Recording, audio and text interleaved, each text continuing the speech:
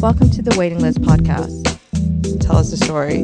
It's like many things you start building from scratch. And then I'm like, wait, I really do like watches because You've seen so many watches that makes you excited. I think I really do like watches. Yeah. I think it's a great way to see if you are a watch enthusiast. Welcome to another episode of the Waiting List podcast, where I'm joined by the delightful Long Long and the sunny boy Wang loving Jacqueline. Today we welcome another podcast host, Alan Farmelo. I hope I pronounced that correctly, from Beyond the Dial. So welcome, Alan, to the show. Thank you so much. And Hi, everybody. Right. Alan has been a contributing editor at many watch magazines out there that you're probably aware of, including the Rob Report, Worn and Wound, Gear Patrol, Watch Time, Fortune Magazine, and International Magazine. So I guess the first question that pops in mind is, how do you become a watch editor? Well, I became a watch journalist, editor, writer, because I switched careers about 6 years ago out of the music industry, where I had been a producer and engineer for a long time, decades, on and off. And I'd also been a school teacher and a college professor and an academic for a while. So I've done a few things, but I was really in the music industry for a long time. But while I was being a producer and engineer of records, I became a writer about recording and audio gear as well. And so my experience as a person writing and publishing about that sort of intersection of technology and aesthetics goes back about 15 years or so. So when I decided to make the career change, I ended up actually speaking with a career counselor, and she was great. And she just said, you got to find something you love, because you don't seem like the kind of person that just wants to go into it for the money, and you seem really driven by your passions. So, what would you do? And I said, well, I really love the writing I was doing. And she said, okay, you can be a writer. What are you passionate about besides music? And I just said watches. And it just sat there for about a week until our next session, at which point I promptly let her know that the idea of being a writer about wristwatches was absurd, and I thought she was not good at her job. I just thought it was silly. Did you ask for a refund? I almost did. I was really I felt let down by this proposal, and then I thought about it, and I was like, well, somebody writes about watches, because I seem to read a lot of stuff about watches, so maybe that is a job. And so I looked into it, and within 6 months, I was an editor at Worn and Wound. And then I went freelance and started writing for a lot of different publications, that many of which you listed. So yeah, that's as I mentioned, like you started Beyond the Dial, which is your own kind of thing. But previously, I already mentioned that you work for so many different publications out there, in such a, what you would say, a saturated space, or becoming saturated. What made you want to start Beyond the Dial, and how would you say Beyond the Dial is unique or different to the other platforms out there? Thank you for asking about Beyond the Dial. I didn't really want to start a new publication. I started a podcast after I left Worn and Wound. I realized I really missed doing the podcast that I did with Ilya, because I kind of took control of the podcast for a little while, just because everyone was so busy and I had audio chops, and I was eager to do the podcasts. When I did them, they flowed and it felt good. And I felt like I was in a band again, where you get to make recordings with your buddies, and do this thing. And I liked it. I was like, oh, I kind of miss podcasts. And I also realized that there was so much I wanted to say about wristwatches that I was never going to get paid to put into a publication. And so I started Beyond the Dial as a podcast only a couple of years ago. And I said, well, all right, this is going to be my outlet to do whatever I want: long format essays, deep dives on cultural theory and watches, history, anything I was interested in.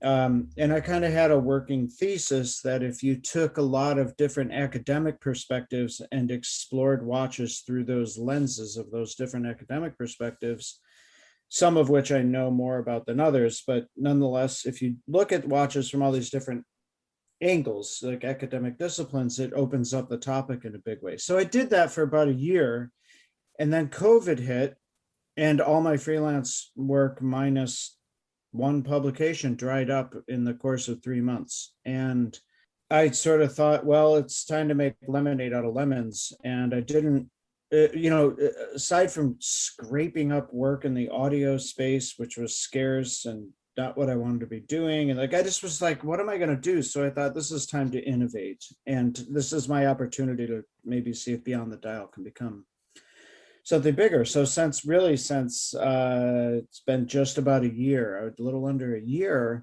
we've grown to have 4 owners. We share ownership and management of Beyond the Dial equally. And people who we bring into the fold, we consider to be our equals. We're trying to have as flat a hierarchy as possible, because I really don't personally enjoy working in hierarchies. And I think that in the end, they are inefficient. And if you can get the right people and have a really flat, almost non-existent hierarchy, then you can have people who have a crap ton of responsibility, autonomy, intelligence, all working really quickly at the same time, rather than waiting for orders from on top and that kind of thing. So, more brains are better than one.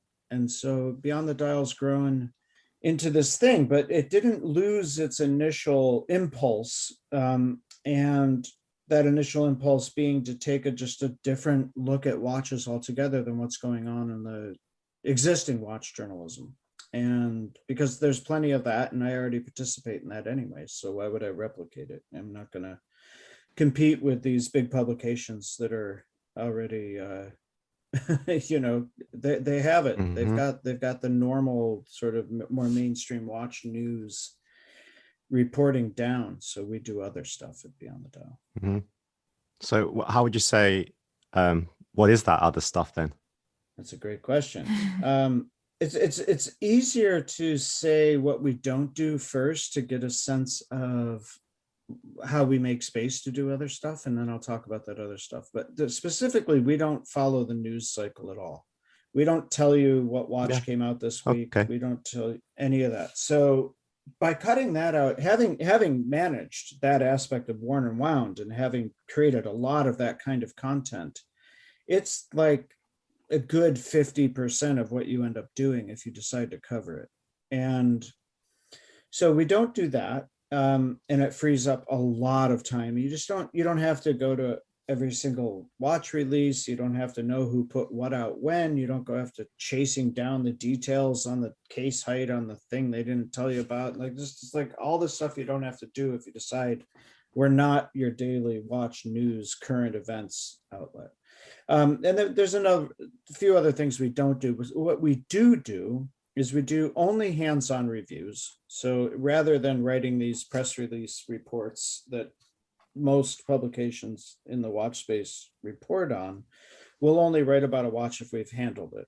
And so that it doesn't actually limit the amount of hands-on reviews we can do, but it limits the number of articles we can publish about current watches, and then we have collector guides, and the collector guides are really like a very, very well organized resource for people who are going really granular into a very specific thing.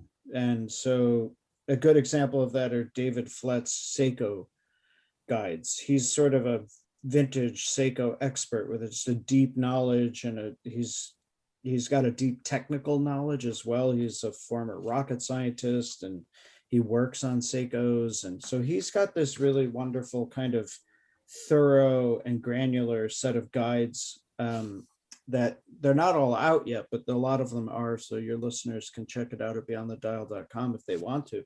But that's just an example. I published one today that was a guide to understanding all the different ways that varnished metal dials can form patina.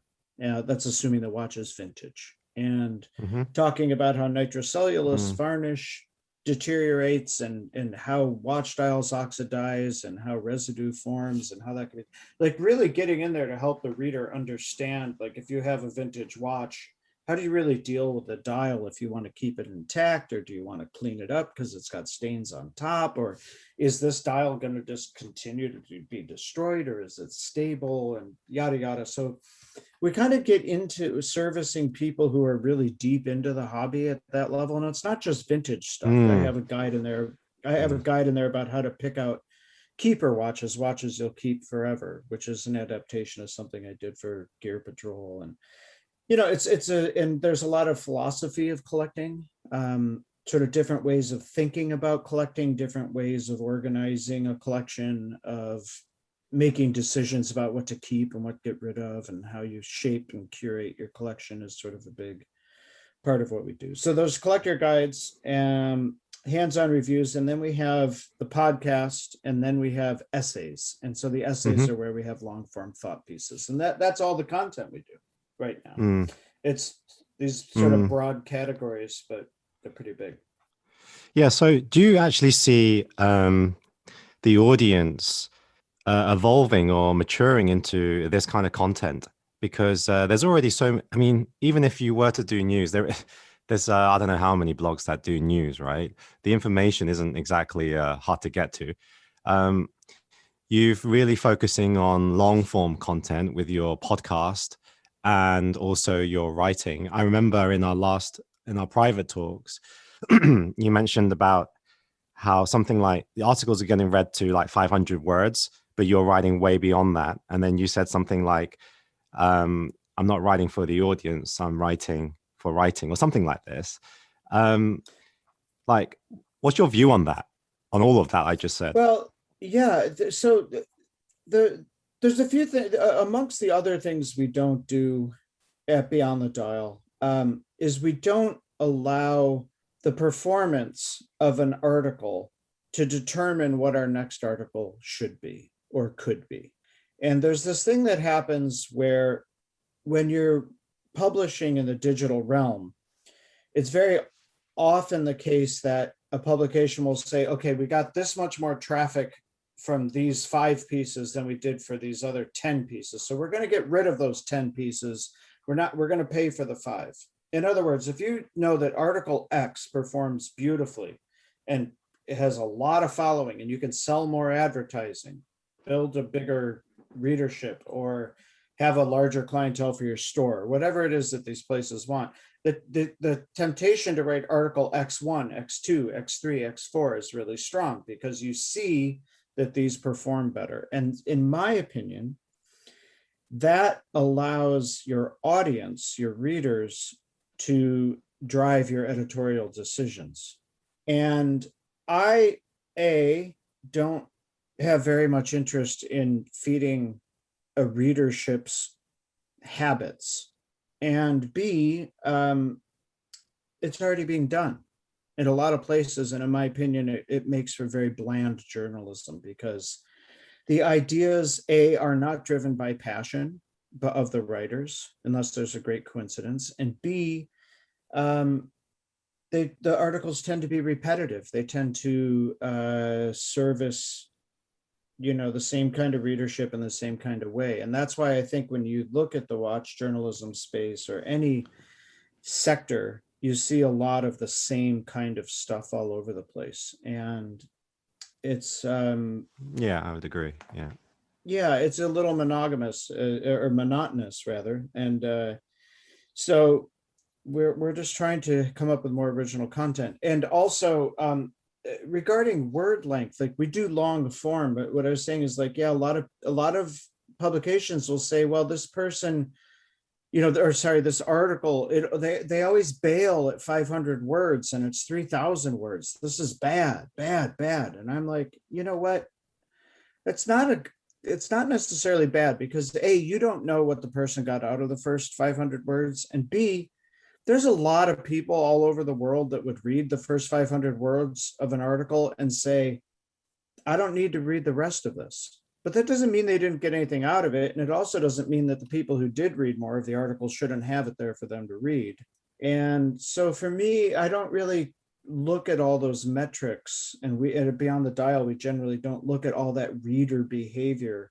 And, frankly, I'll be honest, I think it's sort of stalkery and weird. Like, hey, we studied your behavior and now we're going to give you more of the thing that we think you want based on your behavior. It's so ugly to me. It's not what journalism is. It's not what writing and communication is. It's not, I don't sit at a dinner table and like wait until I get the best response from something and then only tell stories about my grandmother.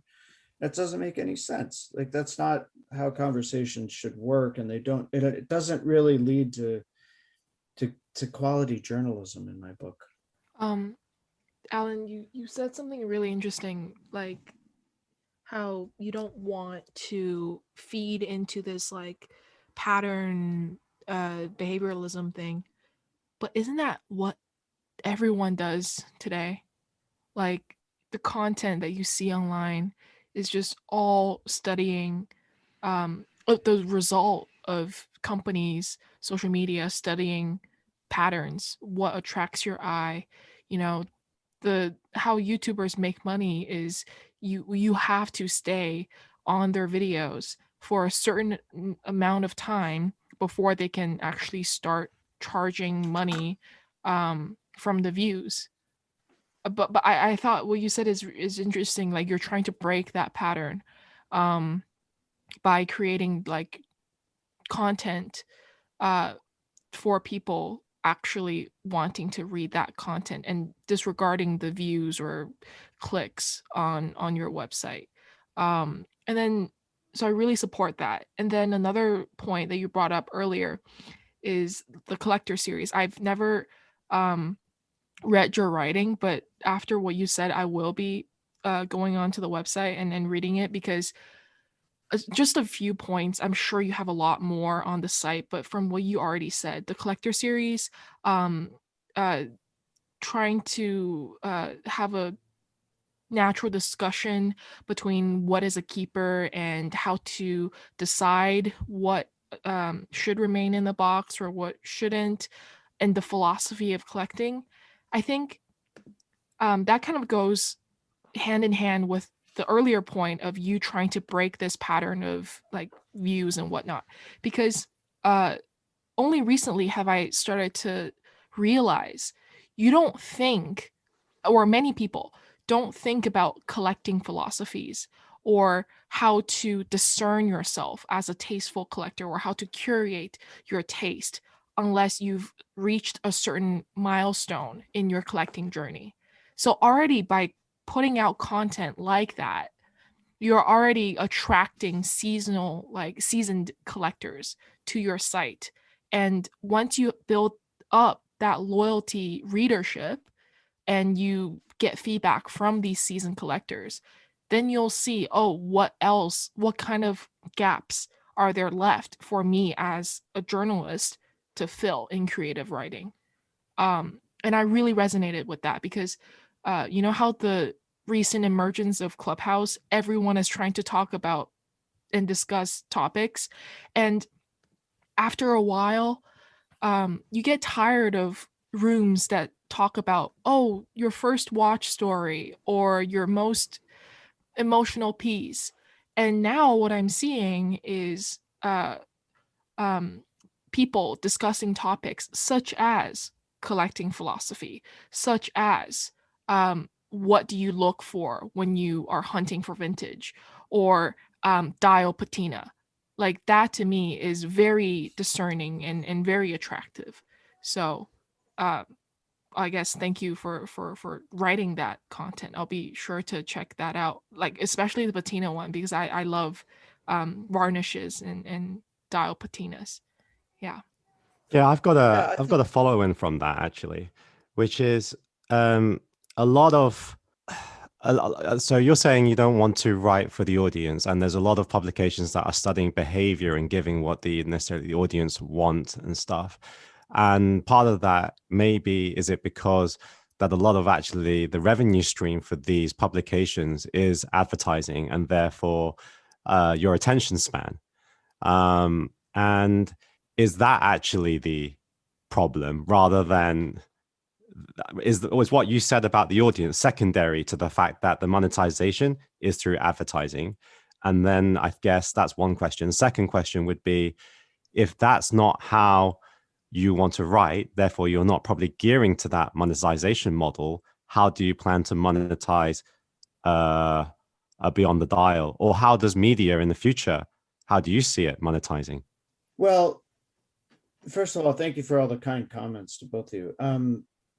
It's nice to hear that what we're doing resonates with people out there in the watch world. So thank you. The way we're going to monetize it is like a lot of publications. We're going to rely on the standard income streams. Like there's going to be advertising, and there is advertising at Beyond the Dial. There's going to be sponsored content, which means, and we did some sponsored content. Oris supported a project we did that we're calling this mission-based journalism, where we come up with something we want to do, a mission, and we find a sponsor to get behind it and attach their names to it. And they don't get to say what the content is or what the mission is, but they get to attach their name to the mission. So in our case, Oris came on and sponsored what we called Mission Lake George, where we went scuba diving to investigate the behavior of a invasive species in the lake. And Lake George is one of America's most precious and beautiful freshwater bodies, and it's really having problems environmentally. And that was a great fit for Oris. So they got behind that, and we were able to go up there and with their help, dive for 2 days, equipment, boats, the whole thing, and provide this service to the New York State parks, and so on and so forth. So that's an example of an income stream that generates, it pays us to create the content and the stories, and it pays us to go do the adventure, and it supports something we believe in, and it's good for the brand. So we like that. And then we're going to have a store. But unlike other stores, we're not looking to become a seller of third-party goods, meaning like we're not going to become a dealer of standard catalog products from any brands. We're going to develop our own products in one way or another, and that could include partnering with other companies like watch companies, and we have some collaboration watches coming up and that kind of thing. So it's very much the same revenue streams, but we're setting limits on what we'll take in advertising. We're not doing advertorial, we're not doing paid content, we're not creating content on behalf of brands. And we're also being really careful about curating who advertises with us. And in order to put banners and ads at Beyond the Dial, you have to create an original campaign that we approve of, that we feel improves the ecosystem of Beyond the Dial. And it's my belief that over time, the high quality of this digital experience is going to eventually attract advertisers, because they're going to want their brand to be reflected in this space, this sort of higher end, more boutique watch rating space. Do you think the audience is getting tired of like BS? As in, do you think the audience now is so savvy to advertising the way it's being portrayed currently in media, and therefore it needs a different spin on it? Or like, let's not even say marketing. I'd say communication, right? Brand communication.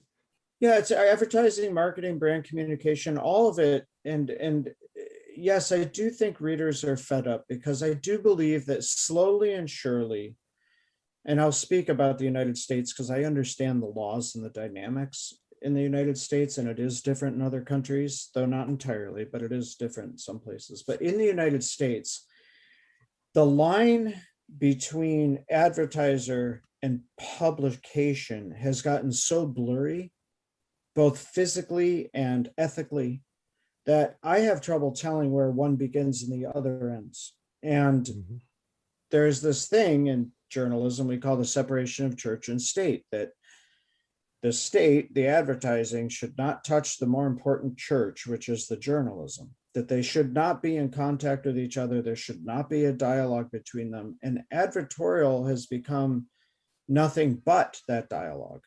And it's also become, it's created in readers a couple of things. One, it conditions many readers to be less savvy because they're constantly exposed to branded paid content in the which appears to look like journalism. So that's dangerous, because you're starting to believe that what you're reading is actually the same as the other thing next door to it, which is actual journalism and not paid for by some company. And keep in mind that in the watch space, all of this seems all rather innocuous, but when you jump over to the political space and this stuff is becoming normalized there, where you have lobbyists and political parties doing it, it's not good. So I want to uphold those standards, more traditional journalistic standards for some ethical reasons along those lines. And I think that readers have become more savvy for two really key reasons too. One, they spend a lot of time posting pictures of themselves on social media and understand that to some degree, they are a brand. They are an image that exists in other people's mind that's communicated through media.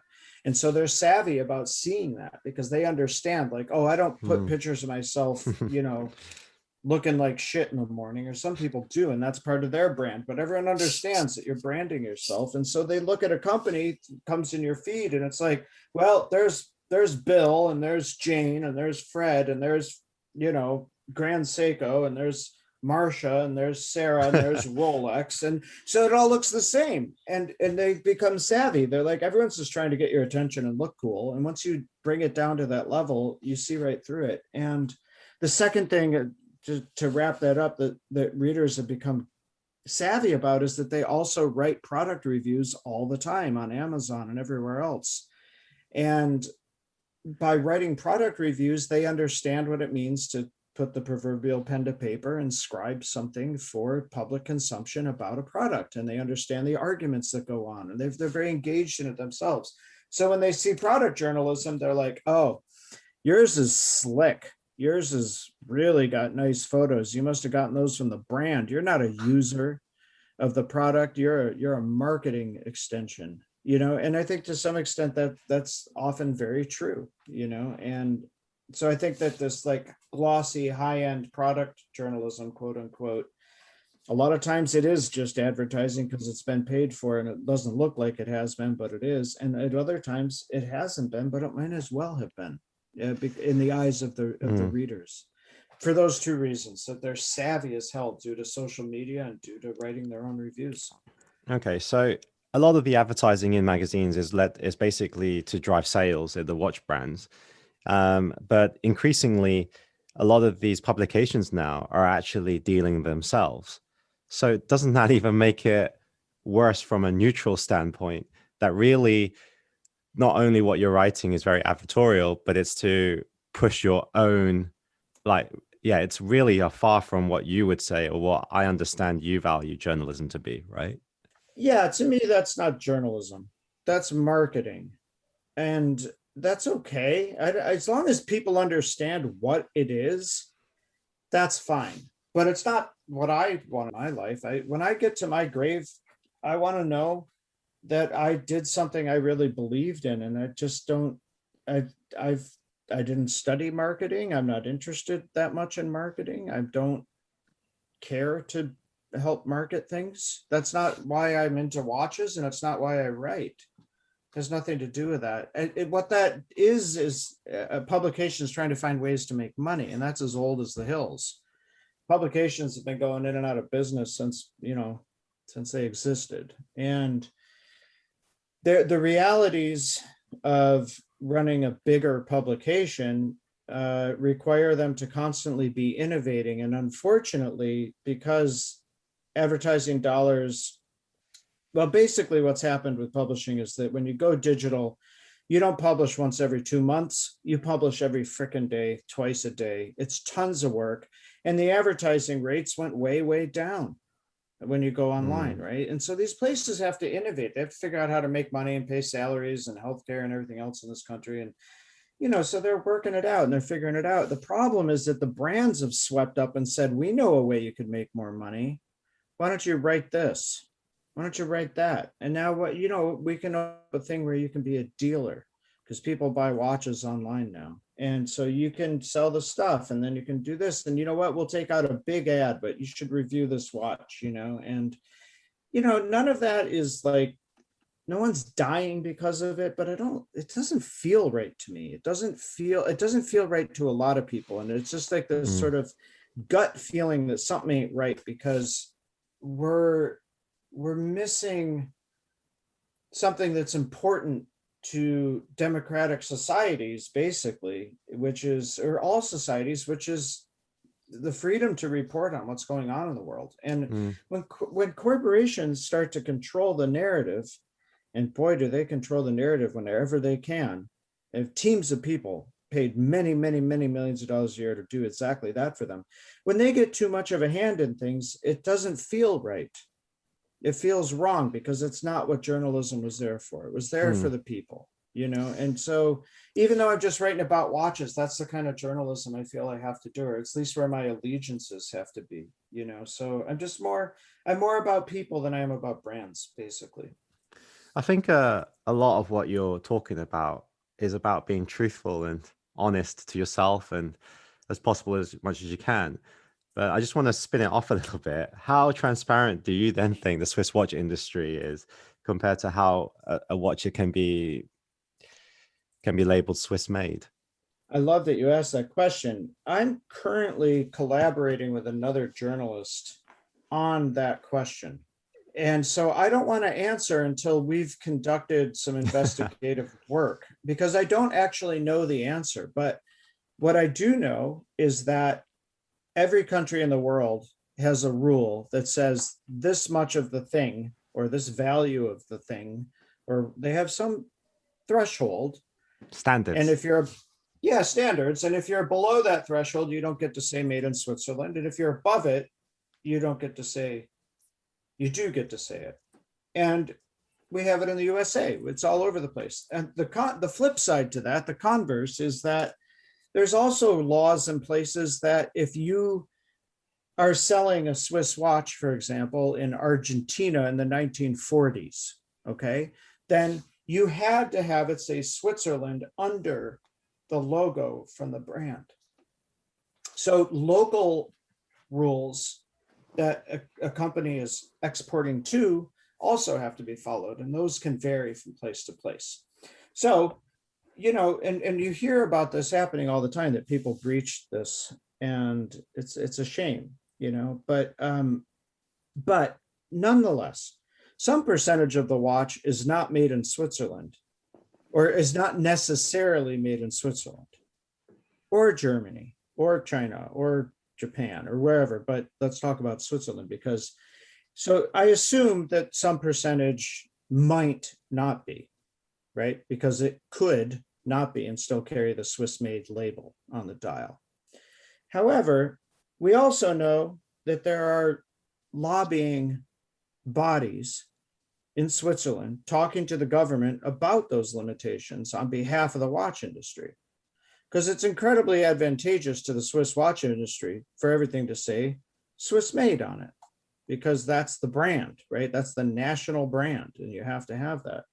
So what I'm looking into is who's lobbying the government in Switzerland. First of all, what body of that government sets the standard? I don't know. Who lobbies that body of the government? I don't know, but I want to find out. And then conversely, I want to find out exactly what's not really being made there, because I think the danger in all of this, the reason this is important is that you have to be truthful about things if you want to have a sane world.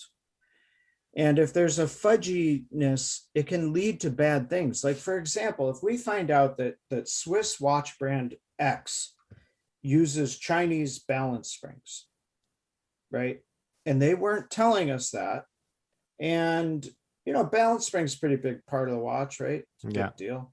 Yeah. And so let's say they weren't telling us that. And let's say that you're at a dinner party and you're sitting there with your watch and you say, this is all made in Switzerland. And then you learn later that you weren't. Well, it turned you into a liar.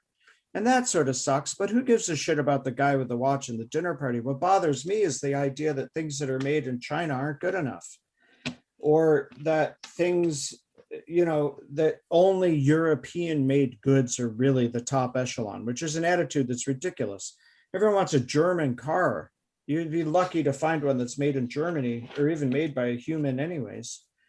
And you know, you got to pay a lot of money for a handmade car. Are you kidding me? Like this, you go buy a BMW 3 Series right now, that thing could have been made around the corner. You have no idea. All these things are international companies now, multinational companies or whatever we call them now, globe dominators. So I think that a lot of what's going on, you know, but it creates these dumb attitudes that are so old. Like, yeah, once upon a time, Mercedes made their cars in Germany by hand, and they were fucking better than everyone else's cars. They just were.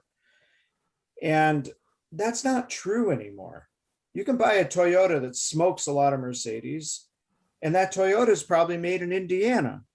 And the BMW is probably made in China. Who the hell knows? We don't know where this stuff gets made. And so the problem I have in the watch industry is that it's kind of like doing two things. It's obscuring the facts of the matter, which are actually more interesting and paint a more realistic picture of how the world actually works in a globalized economy. But instead, we have to have, you know, Jan Schnitzelschnortz in his little house making the thing by hand in his lederhosen before he blows the Ricola horn or whatever. It's like this ridiculous romanticization of the Swiss. It's totally ridiculous. If you really go to Switzerland and look at the watchmaking facilities, it's like the most high-tech shit you're ever going to see in your life. It looks like a pharmaceutical lab. Like it's, you know, and yes, there's a handful of people still making watches by hand, but they could easily pick up shop and go work in Poland. It's not like they have to be in Switzerland, you know. It's just, it's sort of a silly thing. And a lot of the best boutique watchmakers are in England anyway. So what's the point? And so there's that. And then the other problem with it is that it forms this attitude, and it breaks down our sense of how interconnected all of our countries are. And it breaks down our sense of how dependent we are on each other, and that everyone everywhere can make really fucking great balance springs. If they build a factory that can build them, they're good at it, right? And so why would we have this attitude that they aren't? And so if there's a Chinese balance spring inside a fancy ass Swiss watch, I want the world to know it. And I want it to be celebrated. And I want it to be shown to everybody. And I want the person in the goddamn watch boutique for once to say, you know, the Chinese made this balance spring actually, and they're superior. And if that's the truth, that's a beautiful truth, because it helps us break down stupid attitudes that the Chinese can't make good stuff, for example, because that's a big attitude here in this country. And it's ridiculous. It's a ridiculous attitude. It doesn't make any sense. You guys have, let me guess. You guys are on planet Earth. You're from the human species, and you have electricity and raw materials. Chances are you're probably just about as good as everyone else at making shit. What the fuck? It's a stupid concept. It's a stupid idea.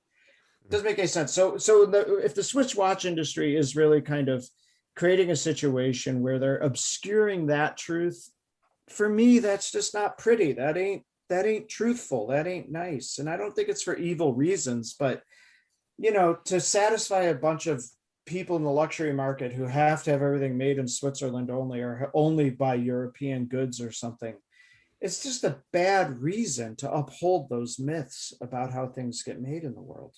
They're just too proud. They're just they have a history of I don't want to say elitism, but like, I mean, they are, if you look at it from a historical perspective, they were, you know, once the best at making timepieces and whatnot.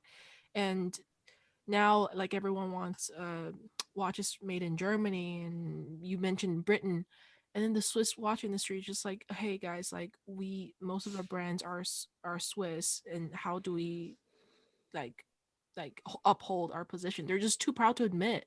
That's might be a cultural thing. I don't know.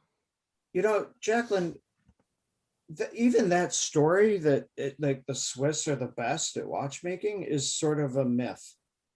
Yeah, because I mean, everything. It's not really true.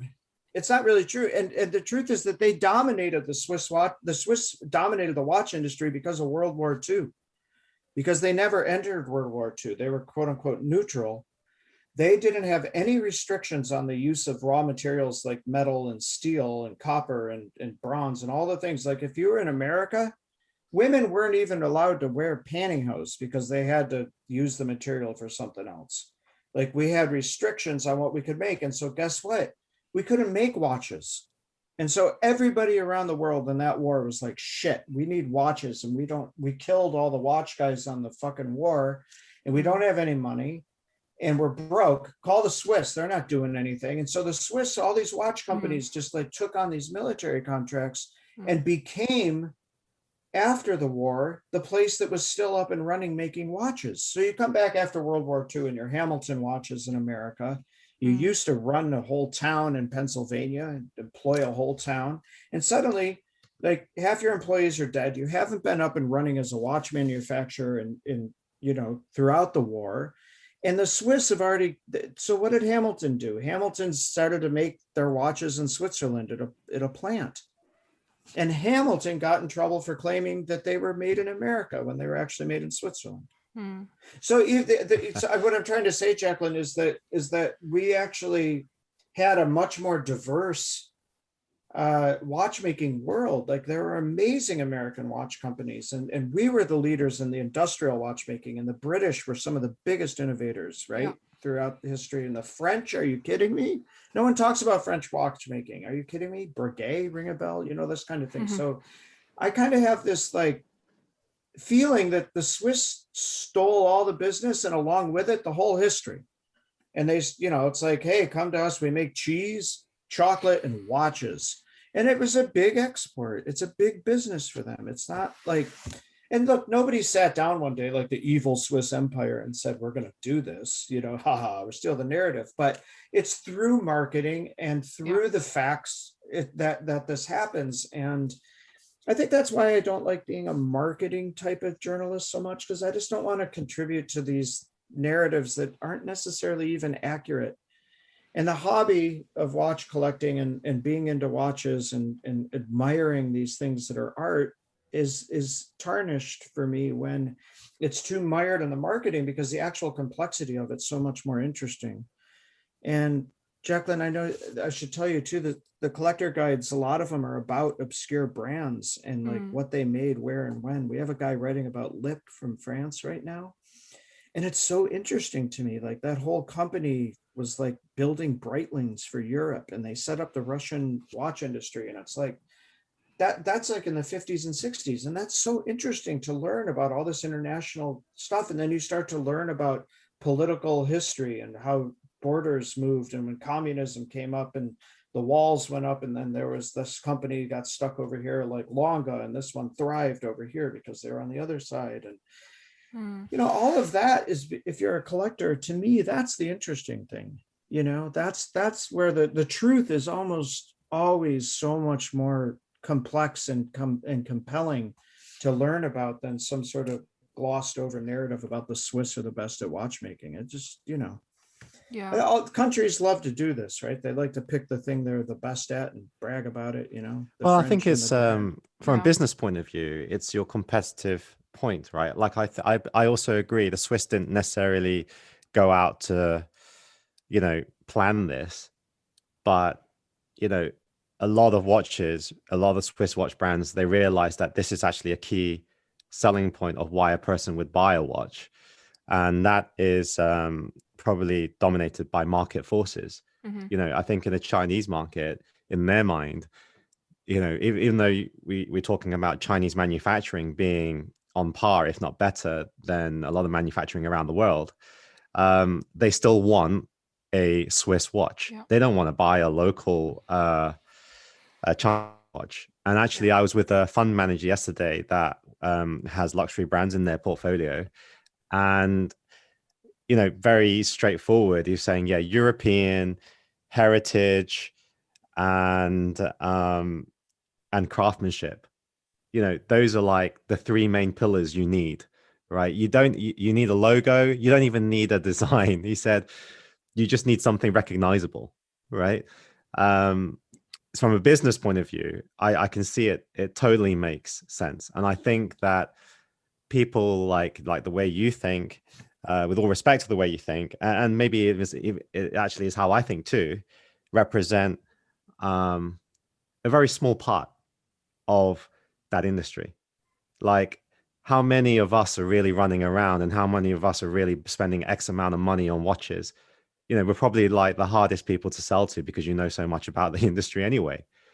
and I think the money is in mainstream rather than certain niche pockets. Yeah, you've got the independents that probably cater for the connoisseur, but then look how many watches they make. They're like, what, 100? Less than 100? Yeah, that's the point I wanted to raise.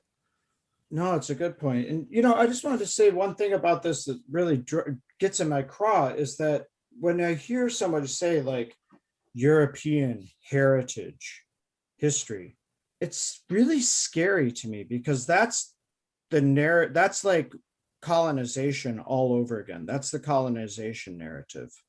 And it's also the narrative that underlies white supremacy in this country. And it's really scary. It's really Good scary to me to hear the word heritage, European, which means white, which, what does it mean? It does not mean anything. Like, we're all white. At one time, I think Italians were considered dark, but they're all white. And it really, let's just be blunt about it. It's like the really good stuff can only come from white people in Europe. That's just a horrible attitude. And it's also bullshit. And it suggests that the rest of the world doesn't have heritage. It suggests that, you know what I mean? Like, there's this thing that, like, how could that be the case? And it's just not the case. It's some absurdity. And so that bothers me, that one aspect of it, particularly. It just that it's like, God, this is what we've been telling the world since we got on ships and started to kill everybody from Europe. And take over everything. Like, it's again, but the rest of the world has absorbed that narrative. You know what I mean? And there's no question that Europe was advanced in many ways, but in a lot of ways really stupid and backwards too. And we don't talk about that much. It's like, yeah, we made some of the best stuff in the world, and we still had like massive slave colonies around the world, and hung witches and burnt them, and you know what I mean? Like, we were primitive at the same time that we were making beautiful handbags or whatever. So it's a silly notion to me in that way. But I also think that there's, in terms of the larger market and who the watch people need to sell to, look, if you can make a wristwatch so relevant and sexy to somebody that they'll spend 6 figures on it, I bet you can do it without talking about Europe so much. I just think you can. And it's about changing the narrative slowly over time. And I think that, people like me tend to be a little bit more on the bleeding edge of things and pushing a different kind of understanding and narrative. But I do think a lot of the stories that get told around wristwatches are traditional stories and old school stories. And because wristwatches themselves are anachronistic and looking back in time. And so when we look back in time, we don't have to look that far to uncover these sort of Eurocentric ideas. And like right there is that warm, cozy, royal family kind of vibe, right? Who doesn't want to, sit in a leather chair and sip scotch and smoke a fine Cuban and have the mate bring you a glass of port after dinner? Like, everyone wants this experience of royalty, right? And so that got exported from Europe, and it got exported from all over the world, and everyone's got a version of it. But it's kind of a silly thing to be chasing down. And I think the way the narrative changes is a little bit like how it changed in the food industry. I remember when there was no organic food anywhere except in the hippie co-ops that I used to shop at, and you go to those and they're like, hey man, and you could pay in marijuana if you wanted. It was just totally like their own currency. And I used to cut cheese. It was my contribution. I'd cut cheese and wrap it and price it and put it on the shelves. And that's what you call it. Is that what you call it? Cheese? Do you? Is that your term? Yes. Yeah. Okay. Yeah. I knew as soon as I said that. I was a cheese cutter. I really was. Okay. Yeah. Right. No, just the way you said it. I cut the cheese. Yeah. I wrap it. I weigh it. I like. Yeah. Okay. Yeah. Organic. So, but now look at organic food. It's like there are huge governing bodies overseeing it. There's lobbyists. It's a massive industry. A couple decades later, it totally changed the food industry. Like, the food industry is really health oriented now in a new way because of the organic food movement. And it's been bastardized and beat up. But I do feel like sometimes these, what look like grassroots movements, is really the avant-garde. And I Mhm. think the narrative around watches is going to change. I think narratives around a lot of things in the world are going to change. And there's all this talk constantly. People who run luxury brands are constantly talking about the new luxury, the new luxury. It's like 17 new luxuries from what I can tell since the first luxury. And I don't know when that was, but there's a lot of, it's always the new luxury, the next thing. And it's always about bringing it more down to earth. It's always about making it more about value. It's always about making it more meaningful, right? And I think the way to make it more meaningful is to give up on the stuff that's kind of fluff, and get to the truth of the matter a little more. And I think that's good. I honestly believe the truth is going to be very much in vogue as a sort of backlash trend against the over marketing of things. And but I could be totally wrong. I could be just so deep into it that I imagine these little fissures will turn into something else, but who knows? Yeah. So Long Long, do you have something to add there? I wanted to say that I think instead of targeting from the top, the people with the power, so in the Swiss watch industry, I think there will probably be more change if you actually just target the end buyer. Because if you think about it, like countries like China and India, it's not that they're not capable of marketing themselves that way. They deliberately chose to be like, we are fast and cheap. Because if you look at Japan, right, the Japanese are known for perfecting everything that they do, right? From food to even crafting like spectacles, anything they do, right? They're known for perfection, right? Yeah. So it's not that China and India don't have the ability to market themselves that way, but I think countries like China and India, I'm just focusing on this too because I'm thinking manufacturing, right? They actually just looked at the world and went, okay, there's a niche. No one's doing the low cost, we're fast, maybe lower quality, that's fine, but that's the kind of marketing they chose. So I think if you actually went to Chinese consumers and you said, hey, don't buy from the Swiss, look for other brands, like even buy from the Americans, right? That alone can shift the industry instead of going to the people already at the top and then making them change, because they're never going to change. It's working for them, right? So I think what Long Long is saying, and I do agree, and there's some points I disagree with, but I agree with, if you want to change it, you got to make it hurt, right? And it's going to hurt if the money signs aren't coming in, or you shift it through market force rather than talking to people where really it's not in their interest to really change anything, right? Yeah. Because it's working. And if there's anything we know about the Swiss, is they don't like change very much, right? So I agree with that side. One thing that I would say I have a different opinion on is Japanese goods. What you say is being very high craftsmanship. Yeah, I agree with that now. But actually, not that long ago, that was also seen as second rate as well. Like the electronics they were making, Sony's, Panasonic's, all of that kind of stuff. Is Philips Japanese? But I don't know. No, Philips is in. Okay. There's plethora of the Toshiba, even Japanese cars, right? They were never seen as, prestigious, I would say. I mean, even now, Seiko and Grand Seiko, I think if we're being honest, also have a very tough battle against the Swiss powerhouses. But now, there is that increased appreciation of how well those things were made back in that day, right? So it's almost like China has now, I think that China has now replaced Japan as that country. And maybe I don't know how, I think it'll probably be less time than Japan, actually.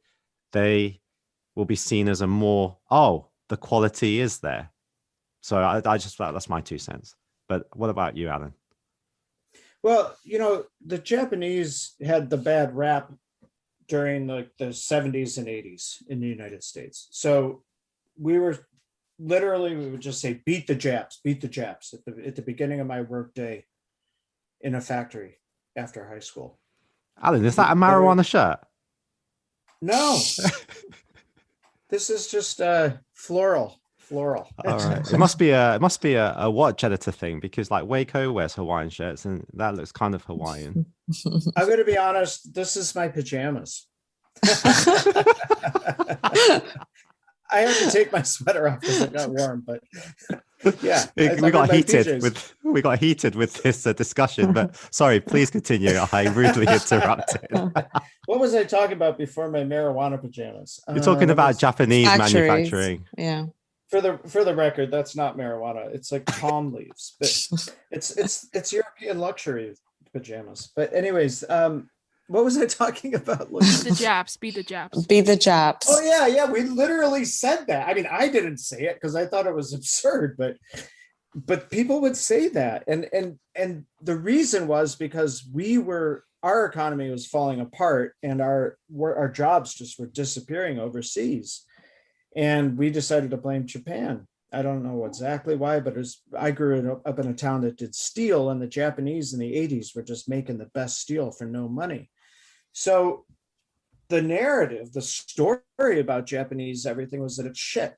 And I remember when I was a teenager, not even, but just young, I went to buy a Fender guitar, and I bought a Fender Telecaster, and it was made in Japan, or MIJ as they say now.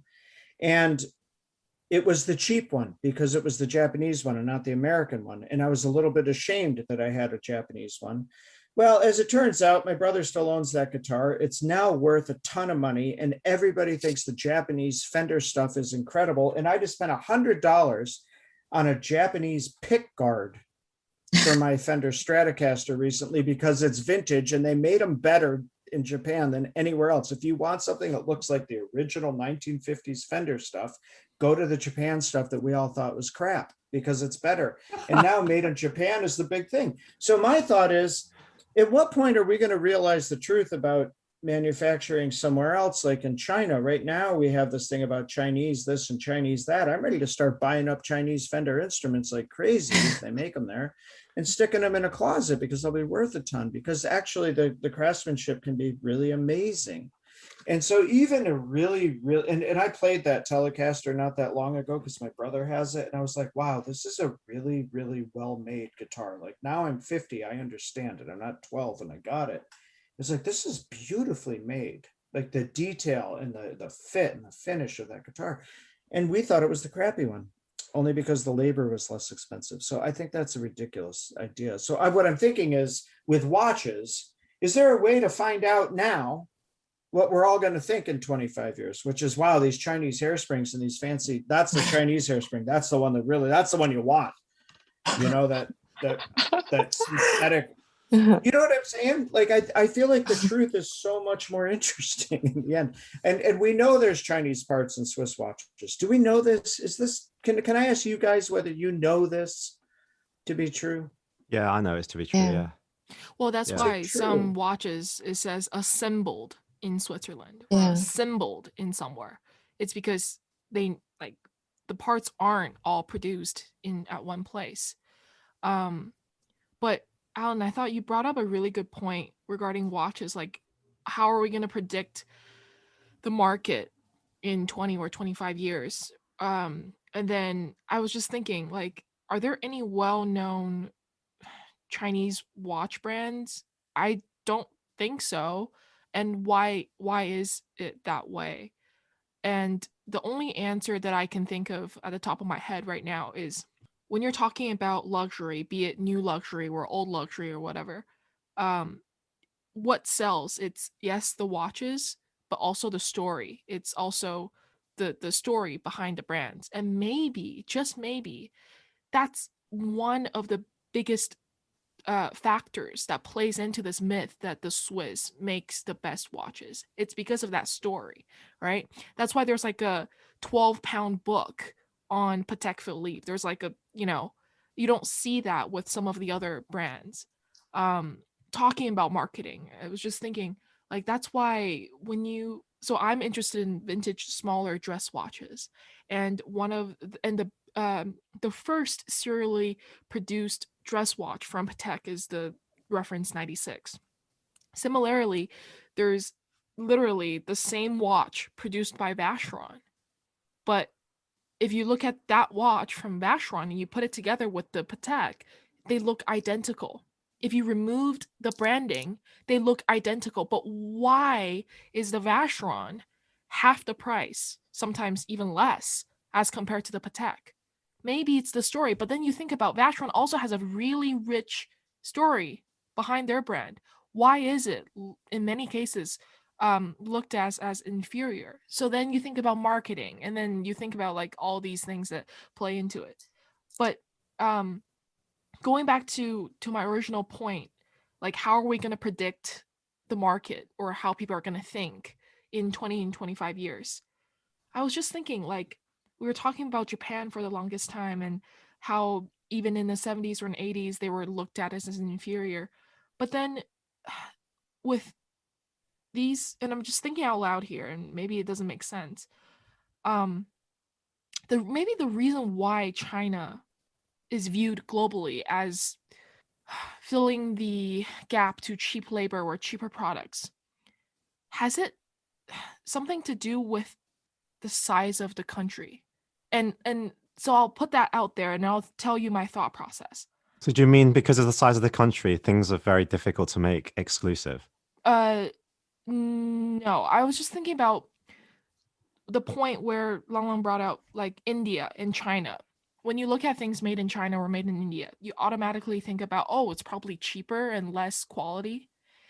And then when you look at things made in Japan or Korea or Switzerland, like these countries are smaller in size and easier for them to define themselves as like what they're good at. Maybe, I don't know, like I'm just thinking out loud here again. I'm thinking out loud too, and I'm thinking, is it also, you mentioned India and China, that those countries were for a very long time seen as third world and so poor. Yes. And then people's Yes. people's perception is wherever that comes from, it comes from somewhere poor. It can't be luxury. Yes, but also I agree. Maybe it's that mindset also that's so ingrained in people's minds. But also another point that I was thinking, right? Now we view Japanese made things as high quality, and even though, like, being honest, like Seiko and Grand Seiko still have a long way to go to be accepted more widely and be viewed as luxury. But then if we're moving aside from the watch industry and we're looking at what has been regarded as like the number one thing that the Japanese are known for in art, the one thing that comes to my mind is ceramics. And why is it that Japan is known to have, like, even compared to China, like now if you look at collectors, they collect Japanese ceramics. They also do like Chinese, but the Japanese ceramics are regarded as the highest quality. Why is that? Is it because the craft of making ceramics is so humanly bound and emotionally attached to us that it's easier for a psychology perspective to accept that maybe like even if you picture it, right, like a smaller country in the rural bamboo forest, and you have these masters creating these handmade things that dates back thousands of years ago, and you compare that to a country as large as China or India. I don't know, like, again, I'm thinking out loud. Okay, I would say, is it then also that stuff like ceramics, the art of making ceramic has been around a lot longer than, let's say, watchmaking, and therefore the appreciation of quality, understanding of quality, has also had longer to um, basically penetrate people's minds. So people have generally a better understanding of quality rather than, let's say, in watches where people have a poorer understanding of the product. But maybe in 50 years' time, generally the mass population would, oh, we already have the basic knowledge of this and how to critique a watch. That could be the case as well. Yeah. But let's bring in Alan here. Well, I was going to say that the fact that China was communist is a big strike against it in being considered to be capable of producing quality stuff.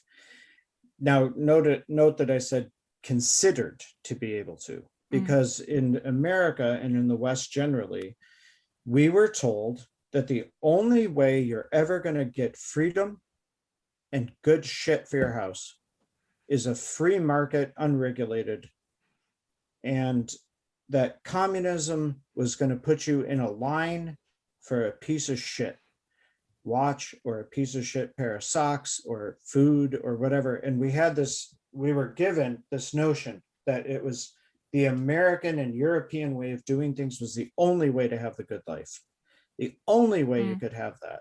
And I've never heard of the Chinese dream or the Russian dream or the Cuban dream, but we all hear of the American dream, right? It's like the biggest piece of marketing in the world, the American dream. People move from all around the world to come here to see the roads paved with gold. And of course, it was just bullshit to get, poor immigrant labor out of those countries and into our country. But that's what we did.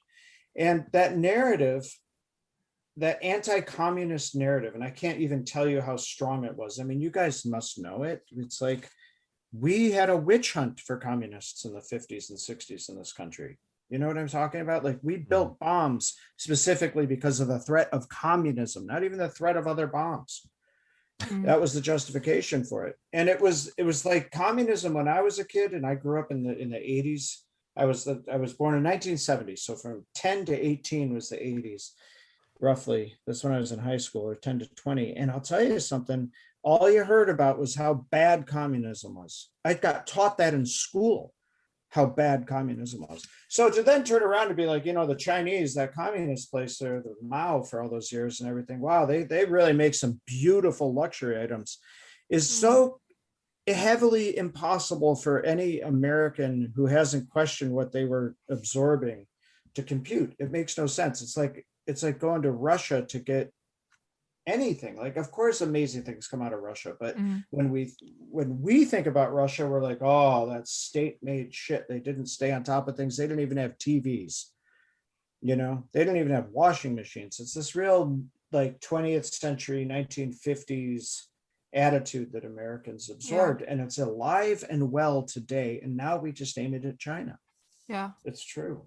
And so we can't even imagine the idea of luxury in a communist place. And you guys were considered second world, right? Yeah. There was first, second, and third. You guys were second. You're not first. We're first. We'll make the watches. It's that kind of attitude, know? Right. Well, that's been a very fascinating discussion with you, Alan and Jacqueline. I look forward to having you on again, where we're going to talk about American watches, because my knowledge of American watches is pretty much negative. Like very low. Likewise. So let's see you on the next one very soon. Thank you to my co-host. Thank you. Thank Jacqueline. Thank you guys for listening. We'll see you on the next one. Thank you for tuning in to the Waiting List podcast. Hit the subscribe button and the next episode will come straight to your phone as soon as it's ready. Whilst I'm here, please remember to leave a nice review and follow us on Instagram at the Waiting List podcast.